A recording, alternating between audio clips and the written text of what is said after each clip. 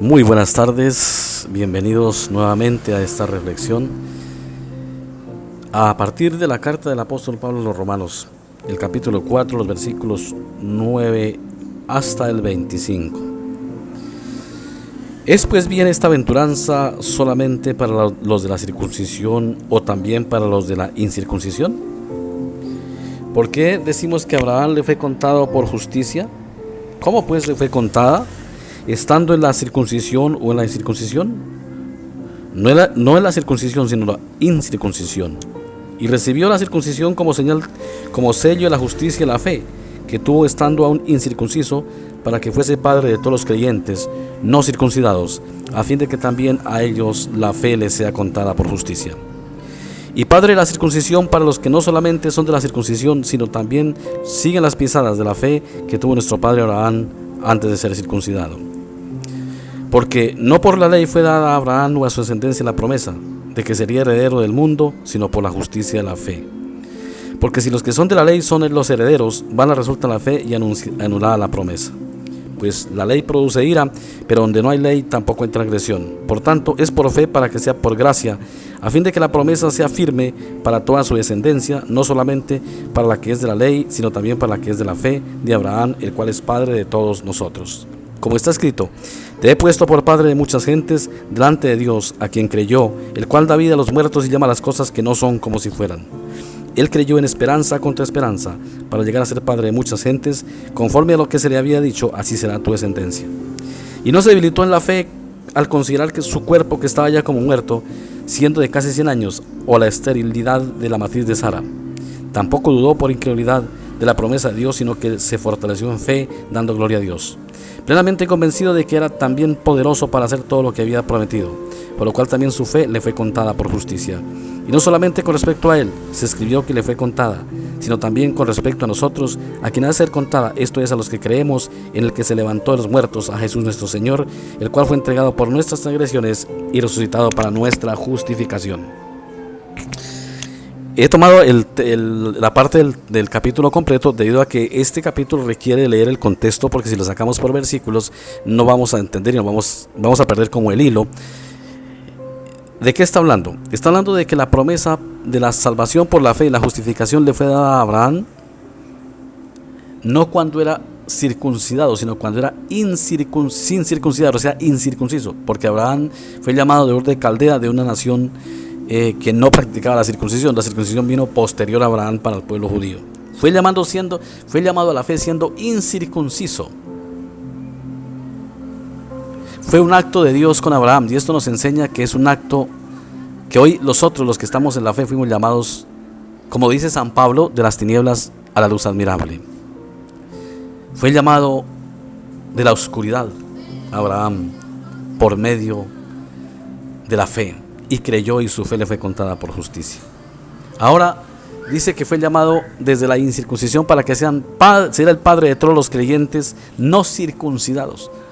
O sea, para que también en Abraham nosotros tengamos esa bendición. Por eso, por la fe, hoy los gentiles, los que creemos, somos hijos del padre Abraham. Dice: y padre de la circuncisión para los que no solamente son de la circuncisión, sino también siguen las pisadas de la fe que tuvo nuestro padre Abraham antes de ser circuncidado. O sea, para todos los que seguimos la fe misma de Abraham, nos ocurre lo mismo. Somos contados por justos como fue Abraham. Por eso se llama el padre de la fe. Por eso, mis queridos hermanos y amigos y demás oyentes,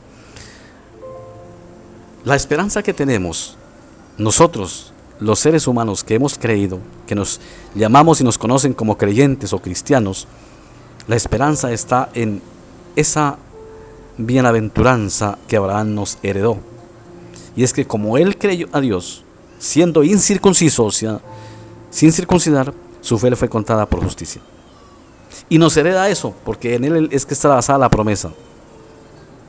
Nos hereda eso. Todos los que en adelante del Padre Abraham hasta el fin de los tiempos creamos en el Señor Jesucristo, seremos contados como justos, como lo fue Abraham, por la misma gracia de Dios. Y luego los otros versículos nos van a explicar acerca de la ley.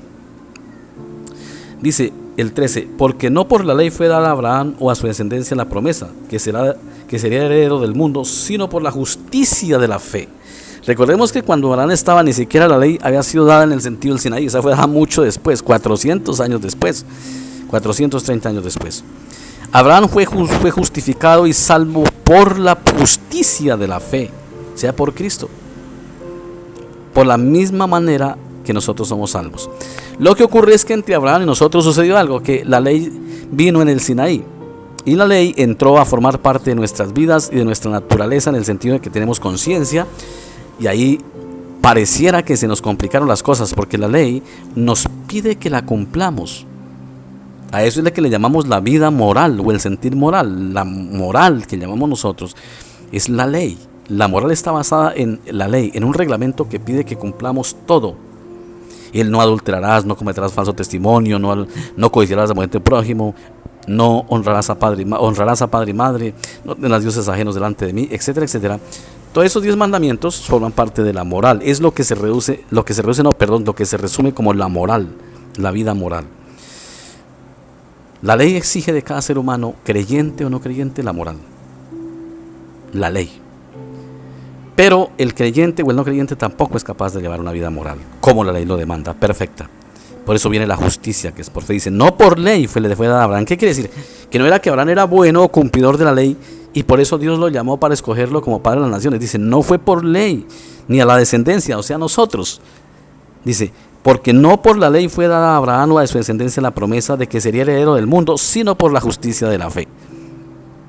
Porque si los que son de la ley son los herederos, vana resulta la fe y anulada la promesa. O sea, Cristo vino para llevarnos a la vida eterna y perdonarnos por medio de la fe.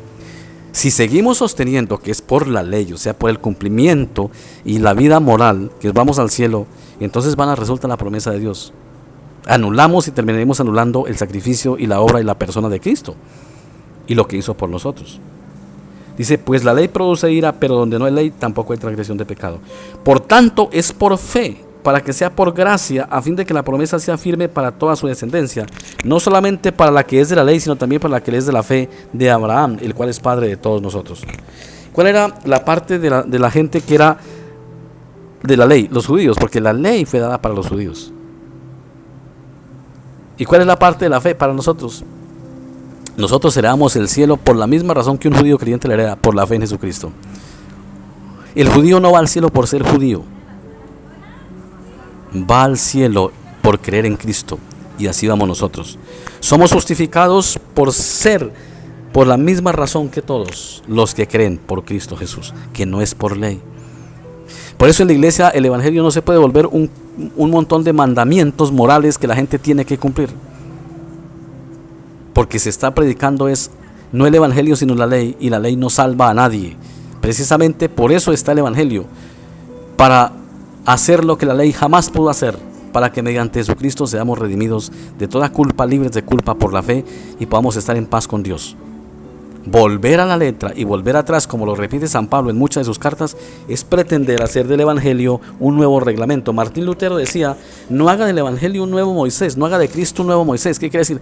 No empiece a enseñar el evangelio bajo reglas, sino el evangelio es la buena noticia de que el Señor Jesús dio su vida por nosotros, cumplió la ley por nosotros en la cruz, satisfizo la ira de Dios, y por medio de esa ofrenda pagó por nuestras culpas. Y todo el que cree en él es libre de culpa, es redimido, es santo y perfecto ante Dios, y tendrá la vida eterna por causa de Cristo. Por eso el Señor dijo, el que cree en mí tiene vida eterna. Y por eso también dice en la oración, esta es la vida eterna, que te conozcan a ti, el único Dios verdadero, y a Jesucristo a quien has enviado. Eso lo dice en Juan 17 en la oración sacerdotal.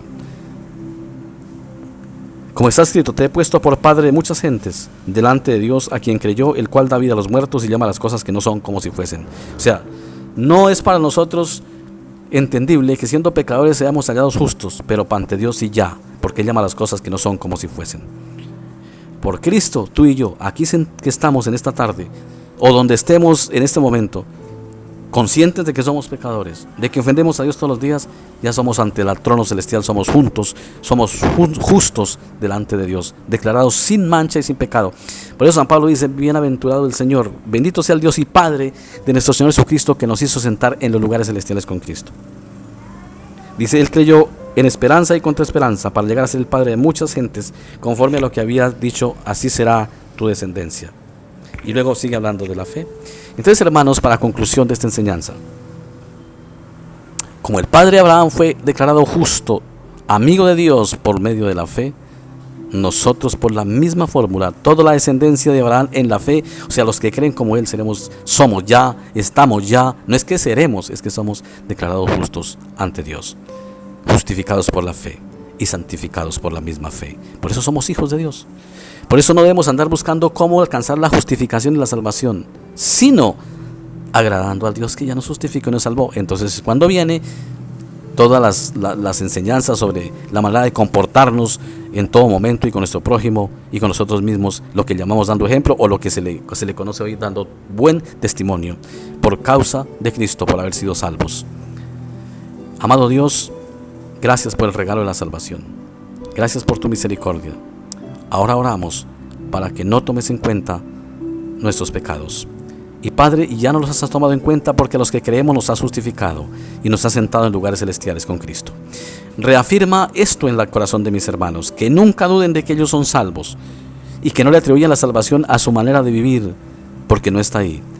Pero sí que tú les guíes y nos guíes a todos a hallar una manera de vivir que te agrade y te honre como nuestro Salvador, en agradecimiento por lo que tú has hecho por nosotros. Gracias, Padre, por la obra de nuestro Señor Jesucristo, que hizo posible lo imposible, lo que no hubiera sido posible por nuestras fuerzas, la salvación. Bendice a cada uno de los oyentes en el nombre del Padre, del Hijo, y cuídales en esta noche, por los méritos de Cristo nuestro Salvador. Amén.